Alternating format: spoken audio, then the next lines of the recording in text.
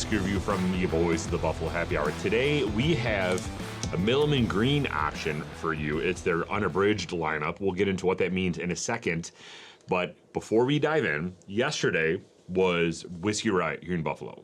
We went there. It was an awesome event. Thank you so much for all of the vendors that were there. It was really cool to walk around and try all of them. Mike and I have a strategy when we go there is we do the whole outside first of bourbon, then we do the inside of bourbon, and then we do the whole outside of single malt and other beverages because we want to enjoy single malt and scotches to end the night. So that is our strategy. If you're ever there with us, do not get in our way because we are angry drunks, just kidding. But that is how we handle Whiskey Riot. So we do recommend trying that if you are going to head to Whiskey Riot. But anyway, Milam and Greene was there. It's a really cool product. And I was telling Mike when we were walking up to there that I love Milam and Greene so much, but I have yet to buy one of their products. I try it every single time that I'm at Whiskey Riot. I try it every time that I'm out at a bar or something that has it. It's a really cool option, but I've never bought it. We were talking with the rep. They had unabridged there, iteration 3, and she said to us, if you ever find number 2, to pick it up.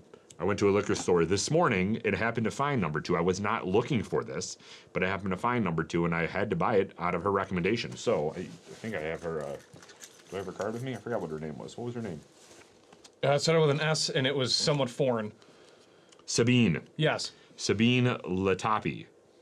See, somewhat foreign. Northeast Sales Director. Her name is not Nicole Smith. Her phone number is, I'm just kidding. Call her up, order it. No, so Sabine, thank you so much for the recommendation. I mean, I'm saying thank you before trying it. This could be terrible. Oh, stop. But she did not buy our review. This is going to be a genuine review of the product. If you want information on our ethics statement, you can go to buffalohappyhour.com, go to our ethics statement area. Nobody can buy our product. We're who we are. And if it sucks, it sucks. That we'll tell you. But this one is interesting. We'll get to it right now. This is Milam and Greene. This is out of Blanco, Texas. So kind of near, like between Austin and San Antonio. It's around that area. They're a relatively newer distillery, I might say.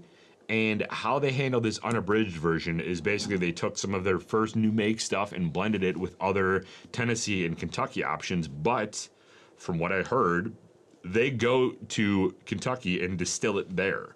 So they're not just sending it off to MGP and saying that I want this mash bill. They're going to Kentucky and they're actually distilling it there, which is an interesting concept, I guess, for how they handle some of this. And Mike and I talk a lot about climate and geographical regions impacting their whiskey. And if you can distill in Kentucky, come home and distill in Texas, then you're kind of getting the best of both worlds because you're distilling in 2 different locations. So this one here has 11 casks, and this is where we get into mash bill because their mash bill for this is proprietary, but this is their blend in this product. 11 casks of their 16-year Tennessee bourbon whiskey, 18 casks of their 7-year Tennessee bourbon whiskey, 5 casks of their 4-year, 9 casks of their 3.5-year Kentucky bourbon with malted rye, not malted barley, 11 casks of their 2-year Kentucky malted rye, and 2 casks of their 2-year Texas bourbon whiskey with malted rye. Fascinating. So that's all being blended into this bottle. If you want more information, you can check out the back of this to check out exactly what is blended in.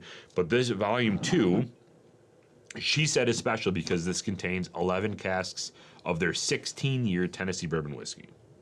So we're going to try this out. But before we get to that, Label Rain, what do you got? I love this a lot. I love the bottle shape. I love the front label. I think it pops. I like the gold on top. Yeah. I feel like it's going to have a fantastic opening experience. So I'm excited to be a part of that. Got a pull tab. Got a pull tab. Super appreciate that. Yes, 100%. Underrated. Very underrated, especially when they're clean. Bottle itself, from the back label perspective, it gives you what you need, but it's not overbearing. And the front is classy to make it kind of stand out with like some sort of a backlight.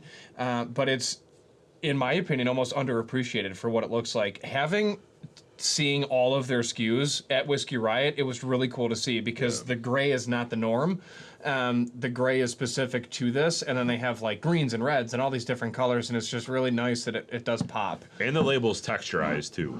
Nice. But to get what you were saying with the different colors, I appreciate when a distillery has a lineup of their product that is the same label but different colors, because that's brand recognition when you go into a store. Yeah. If you go into a store and their one label is drastically different from their other label, or the even worse, where your bottles are different. It's tough to get that brand recognition and to build a loyalty base off of that brand. Milam and Greene is the exact same bottle, exact same label size. It's just the colors are different, which is really cool because that signifies it's the same brand but a different product. So I will go A-. A minus. I agree. I agree.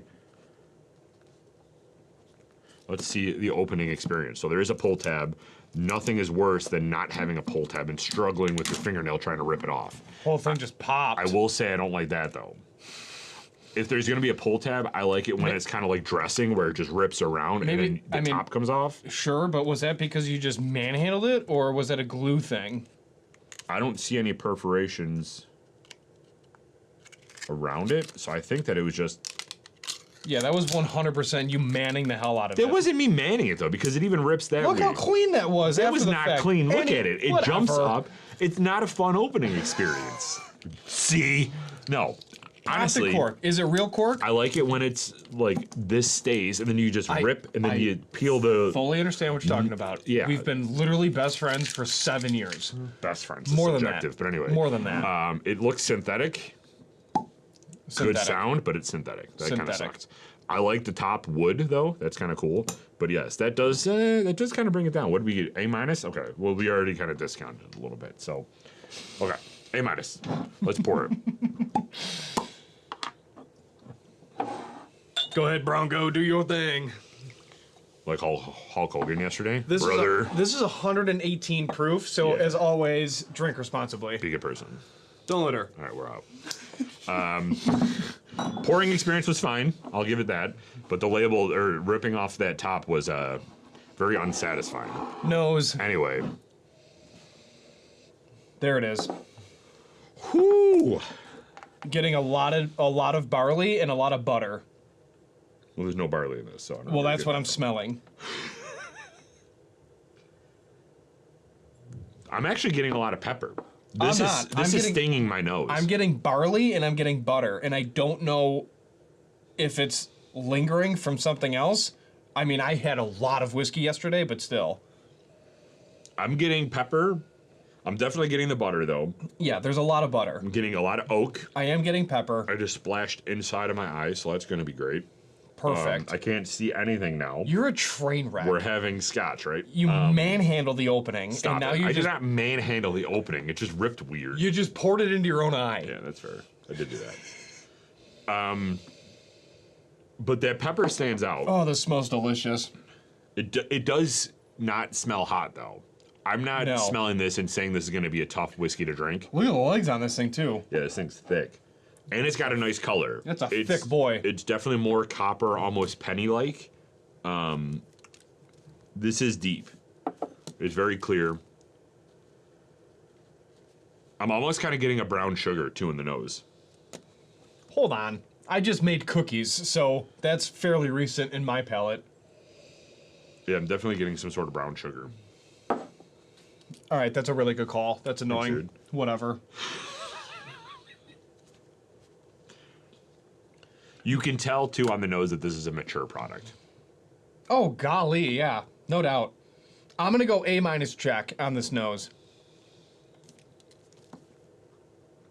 Okay. Yeah, I can agree with that. I agree. Agree.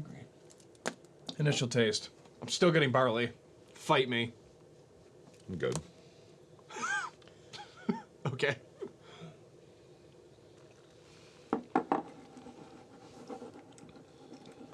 Dude, that's like candied. Did you get candy on the, like, as soon as it entered your mouth, it tasted like candy. My initial impression of this is it was sweet and very thick. Not syrupy thick. And again, this could be because we just came from a $35 option. You'll see that next week or in a couple weeks. But that was very not full-bodied. This one is extremely full-bodied and almost... Ooh, this is delicious, oh my God, dude. This is really good. It's viscous on the initial taste. I still can't get over that candy note on the very front. It was like all of the sugar from a Sour Patch Kids bag just immediately covering your palate, and then you get hit with other grains and then pepper. Like, simultaneously. That was an experience, dude. All on the tip of your tongue, though. Yes. Like And there's like no hug. Yeah. If anything, it's like right here. Yeah, it's like all a in the throat. super high hug. Yeah. Right in the throat, bro. You're getting some cherry note too. Almost like this was aged in a port barrel or something like that. But this is I feel like this is very cherry too. Yeah, but that's any note for me. That's not initial taste. That's like right in the divide going towards the initial taste. Or I'm sorry, going towards the any note. Yeah, I'm getting the wood sugar and the pepper. Getting that over here. Ironically, even though this is over here. old, I'm not getting a ton of like traditional bourbon notes. I'm not getting a ton of caramel or vanilla or butterscotch or anything like that. This is very on the spicier end of a like cherry Yeah. spectrum of whiskey. This is not traditional.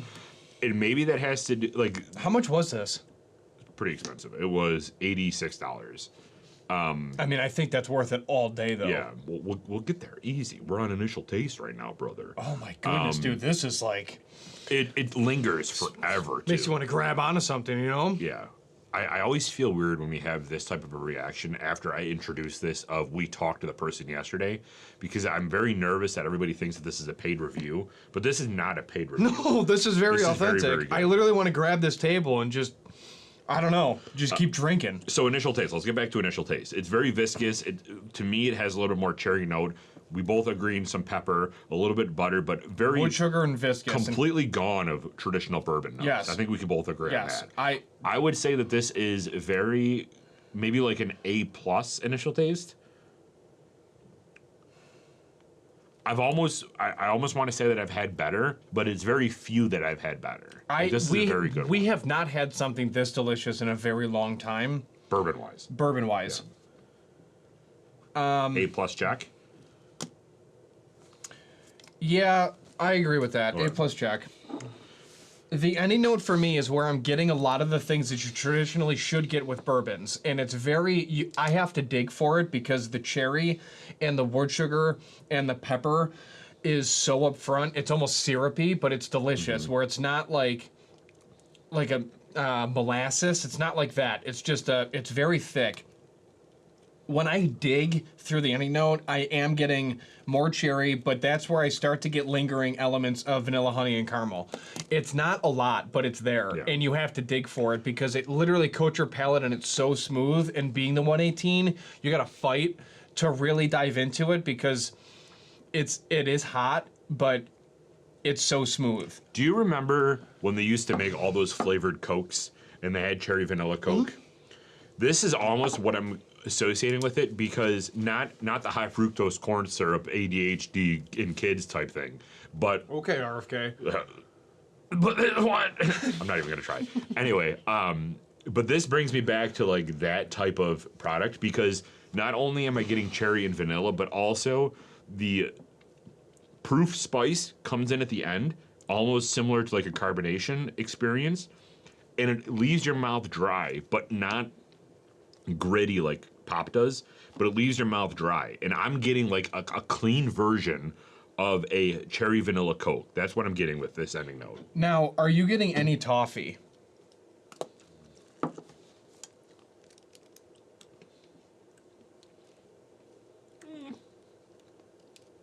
Yeah, it could fight around for it.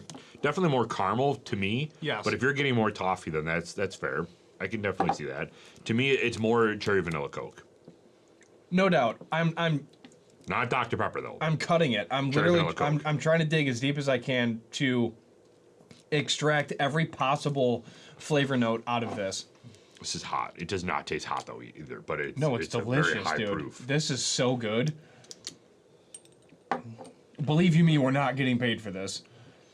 I'm honestly very shocked when I read the back of the label that they put 11 casks of 16 year and then put 13 casks of 2 year in the same blend. And I love that their mash bill's secret. Like, how the hell do you know? Like, how do you, after all of that, how do you know what the mash bill is? There's so much going on with this.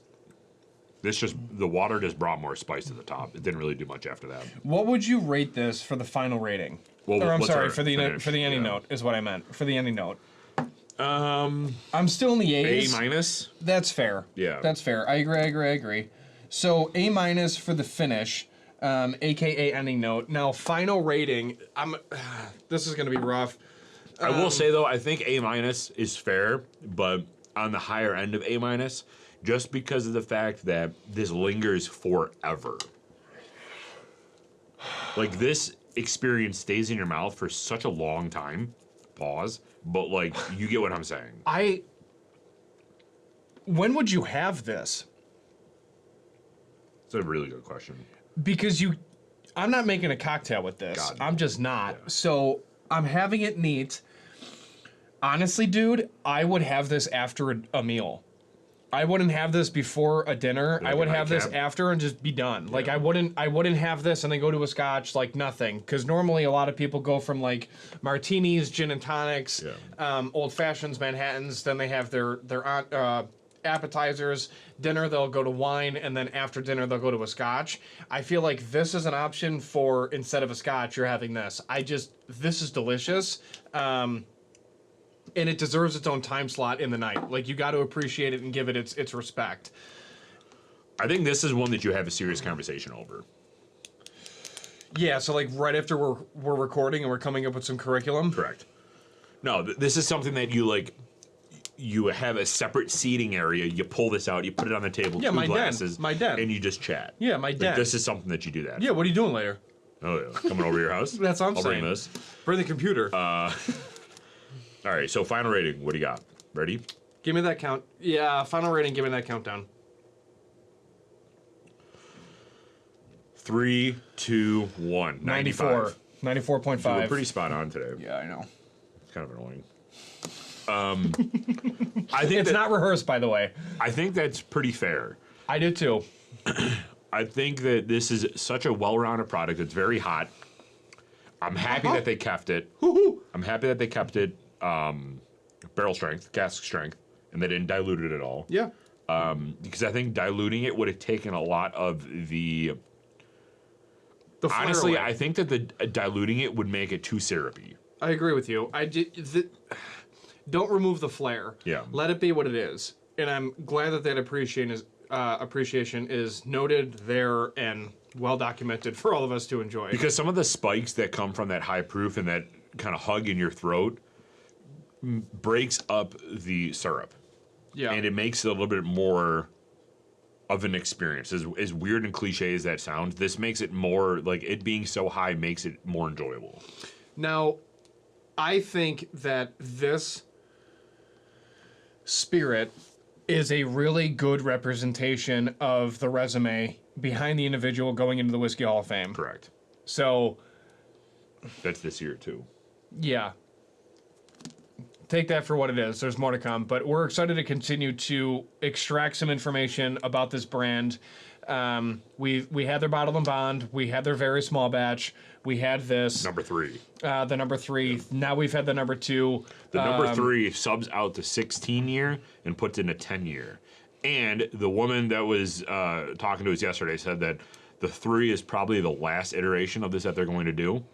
So maybe that means that some of this good juice is going to cycle back into some of their more staples on a more consistent basis. Yeah. But this is a very special one. I do like this one better than the number 3 that they had last night. It blows it away. But so if you find this in a liquor store near you, the number 2, it says number 2 right down here, I think. If you can find it in a liquor store near you, pick it up. It is definitely on the pricier side, and we'll get to that right now. Is this something for the price for $86 that you'd have in your collection? Yes, because I'd buy this over a scotch. Yeah, I actually agree with that, and everyone knows my affinity for scotch. So that should tell you something. This is a very well-rounded product. $89, I think, is perfect. Once you start going over that 100 mark, it gets a little bit more challenging. But $85, $86 for this is a steal. I wouldn't say steal. I say that it's priced as it should be. Really? Yeah. I would probably pay up to $100 for this. Not going over 100, but I would probably pay up to like 95 for this. I mean, dude, depending on store and state, it might be. Yeah. You know, so That's what I'm saying. So it's a steal here for 85. great value. Thank you for everybody that joined us today when we reviewed Milam and Greene's Unabridged version 2, not version 3, version 2. If you do have this in a store near you, go pick it up. You will not be disappointed. It comes with a Buffalo Happy Hour stamp of approval right there. We got to get a stamp and just stamp every bottle that we have. Thank you for tuning in to today's episode. If you do drink a high-proof product such as this, we always recommend to drink responsibly. Drink it first. And Michael. Do not litter. We're out.